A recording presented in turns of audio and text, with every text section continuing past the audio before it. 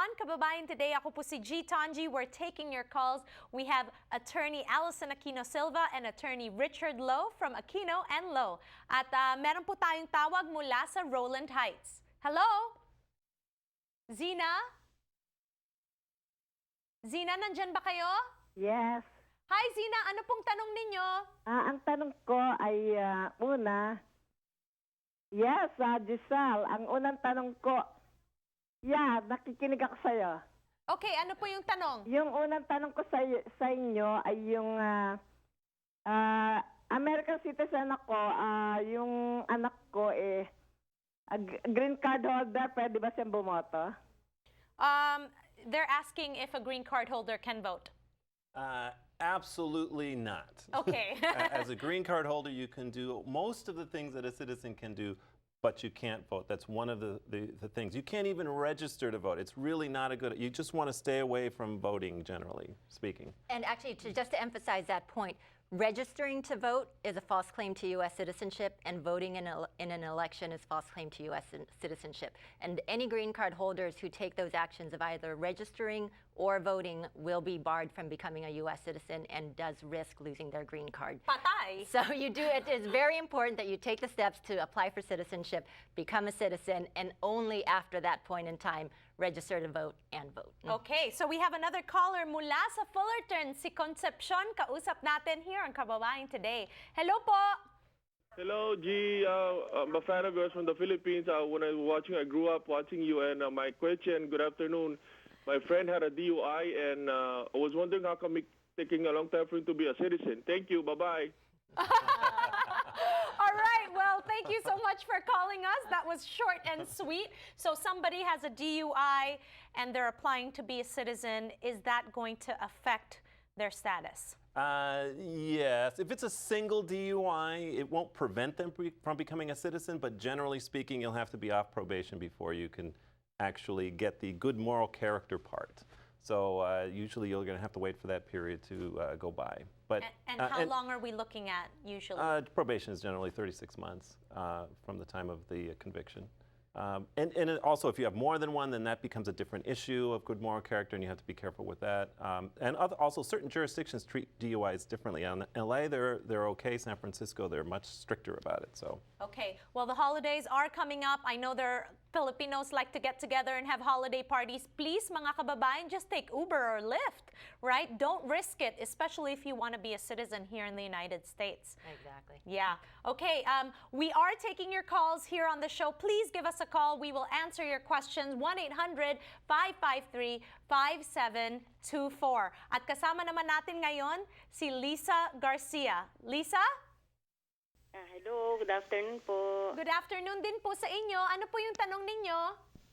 Kasi po, pag green card ako, just 2 years. Next year pa ako 3 years. Kailan ako pwedeng mag-apply for citizenship? Okay, so she got her green card 2 years ago. How soon before she can apply for her citizenship? Well, it depends on how she obtained her green card. Well, actually, rather than how she obtained her green card, it depends on whether she's married to a U.S. citizen or not. So regardless of how you got your green card, if you are married to a U.S. citizen, you are eligible to apply for citizenship 3 years after becoming a permanent resident. If you are not married to a U.S. citizen, you're generally eligible to apply for citizenship 5 years after you become a permanent resident. And in actuality, you can go ahead and proceed with submitting the application 90 days before you hit that 3-year and 5-year respective time period. So again, for those who are approaching becoming eligible to apply for citizenship, if you are within that 90-day period, go ahead and file, and maybe you will still have time in order to be eligible to vote for next year. Okay, great. And I just want to remind everybody that we are not going to be taking calls from Hawaii, unfortunately, because we are live here in Los Angeles just because of the time change. But we have a next caller on our line, si Reynaldo. Reynaldo, nandiyan ka ba? Reynaldo from Riverside. Hello po. Yeah. Hi, good afternoon. Good afternoon, Reynaldo. Ano po yung tanong ninyo? Oh, okay. We run two boarding care facility in Riverside area for about 15 years now. Okay. Ang tanong ko, are we Are we qualified to petition a kababayan from the Philippines?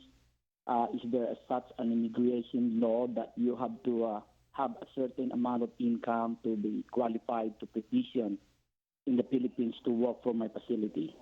Okay, so he has a facility. He's been operating it for 15 years. Can he petition a kababayan to be an employee for their business? Absolutely. And generally speaking, for a board and care facility, probably there won't be any type of temporary visas that will allow an individual to quickly enter the United States. And so the type of job positions that are appropriate in a board and care facility per se are probably more in the unskilled category, which means that the most likely visa available is going to be going directly to the green card. And so yes, you are eligible to go ahead and file a petition in order to get through that green card process. It does take several years, however, for the individual to get the green card and enter the United States. And with regards to qualifications for the company, a company, wonderful that they've been in business for 15 years. That's great. It shows stability. But actually, any company, regardless of how long they've been in business, is eligible to move forward with filing a petition. The main requirement, however, is that they have the ability to pay the wage for that particular individual that they're sponsoring. Okay. And so part of the analysis is what is the prevailing wage for that particular position. And even though, for example, it might take 5 years for the person to come into the U.S. and assume that job, we have to show that you can afford that person from the time we start the petition, so as of right now. And so yes, you do need to be making a profit. You do need to be making sufficient amount. As to what that amount is will depend on the particular circumstance. Okay, so you will have to show your income tax returns just to show that you can actually afford to pay that person the wage for America, because remember, the wages in the Philippines do not apply here in America, okay? We'll be right back here on Kababayan Today. Call us, 1-800-553-5724. Magbabalik kami.